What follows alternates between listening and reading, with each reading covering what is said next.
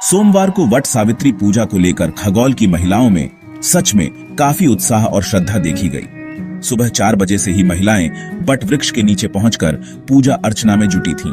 विराट वृक्ष के नीचे पहुंची सभी महिलाएं अपनी 16 श्रृंगार करके वट वृक्ष को कच्चे धागे से फेरी लेते हुए बड़े ही श्रद्धा के साथ पूजा अर्चना कर रही थीं। वहीं वट वृक्ष के नीचे पंडित जी वट सावित्री की कथा महिला श्रद्धालुओं को सुना रहे थे। ये पूजा दिन में 12 बजे के बाद भी की जा रही थी। इसके पीछे एक पौराणिक कथा है। आइए जानते हैं कि आखिर ये वट पूजा या वट सावित्री पूजा के पीछे की कहानी क्या है। सावित्री की शादी सत्यवान से हुई थी, जो जंगल में रहते थे। देवर्षि नारद ने बताया कि सत्यवान अल्पायु हैं और विवाह के ठीक 1 वर्ष बाद उनकी मृत्यु हो जाएगी। यह जानकर भी सावित्री अपने निर्णय पर अटल रहीं और सत्यवान से ही विवाह करने का दृढ़ निश्चय किया। उन्होंने कहा कि कन्या एक बार ही वर चुनती है और वह अपने चुने हुए सत्यवान से ही विवाह करेंगी। सावित्री सत्यवान से विवाह के बाद राजमहल के सुख छोड़कर अपने पति और सास ससुर के साथ वन में रहने लगी। वह नारद मुनि द्वारा बताए गए सत्यवान की मृत्यु के दिन को याद रखती थीं।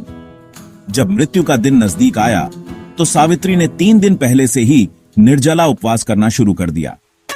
जिस दिन सत्यवान की मृत्यु का समय आया उस दिन वे लकड़ी काटने के लिए जंगल गए। सावित्री भी उनके साथ गई।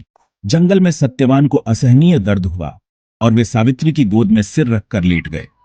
उसी समय मृत्यु के देवता यमराज उनके प्राण लेने आए। यमराज सत्यवान के प्राण लेकर जाने लगे तो सावित्री भी उनके पीछे पीछे चलने लगी।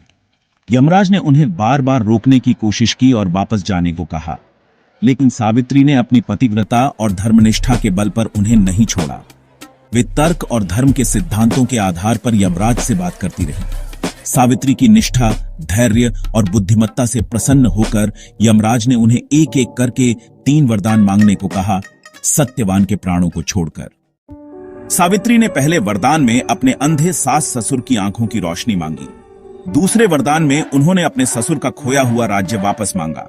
तीसरे वरदान में सावित्री ने स्वयं के लिए 100 पुत्रों का वरदान मांगा। यमराज ने तथास्तु कहकर तीनों वरदान दे दिए। जब सावित्री ने 100 पुत्रों का वरदान मांगा तो यमराज समझ गए कि बिना सत्यवान को जीवित किए यह वरदान पूरा नहीं हो सकता। इस प्रकार सावित्री की दृढ़ता और पतिव्रता के आगे यमराज को झुकना पड़ा और उन्होंने सत्यवान के प्राण लौटा दिए। वट सावित्री कथा एक पौराणिक कथा है जो भारतीय संस्कृति में पतिव्रता, धर्म और निष्ठा का प्रतीक मानी जाती है। यह कथा मुख्य रूप से वट सावित्री व्रत के दिन विवाहित महिलाओं द्वारा सुनी जाती है, जो अपने पति की लंबी आयु, अच्छे स्वास्थ्य और सुख समृद्धि के लिए इस व्रत का पालन करती है।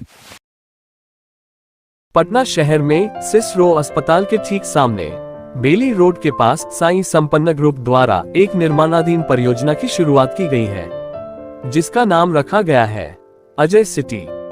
अजय सिटी को multi building concept A, B और C ब्लॉक के साथ मुख्य सड़क परियोजना से भी जोड़ा गया है।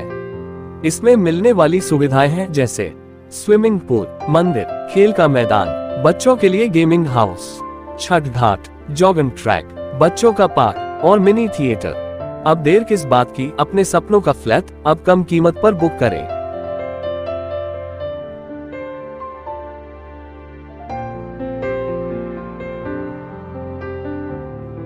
पूजा क्यों की जाती है, इसके पीछे क्या रहस्य है? पति की लंबी आयु के लिए, ताकि वह स्वस्थ रहे, हमारा घर परिवार सुख शांति समृद्धि बना हुआ रहे, क्योंकि पति पे ही सारा दुनिया कायम है और पति अगर स्वस्थ रहेंगे तो हमारा जीवन भी सुखमय रहेगा। पंखा काय के लिए यूज करते हैं? सावित्री जो है अखंड सौभाग्यवती, अपने संतान की रक्षा, अपने जो है सौभाग्य की रक्षा, बाल बच्चे को धन प्राप्ति के लिए ये व्रत को किया जाता है। उसका नाम जो है वट सावित्री पूजा है, जो कि जैसे सावित्री ने अपने सत्यवान से विवाह किए और अपने यमराज से पति का प्राण वापस लेने के लिए विष्णु भगवान के आराधना किए और विष्णु के प्रभाव से और अपनी शक्ति के प्रभाव से जो है यह सत्यवान का बोलता है यमराज से भी अपने पति का प्राण वापस लौटाए। इसीलिए यह वट सावित्री व्रत पूजा माना गया है, जिसका प्रसिद्ध है, पूर्वजों से चला हुआ आ रहा है। नाम बताइएगा अपना। सहजानंद पांडे, सवजपुरा, BMP 16।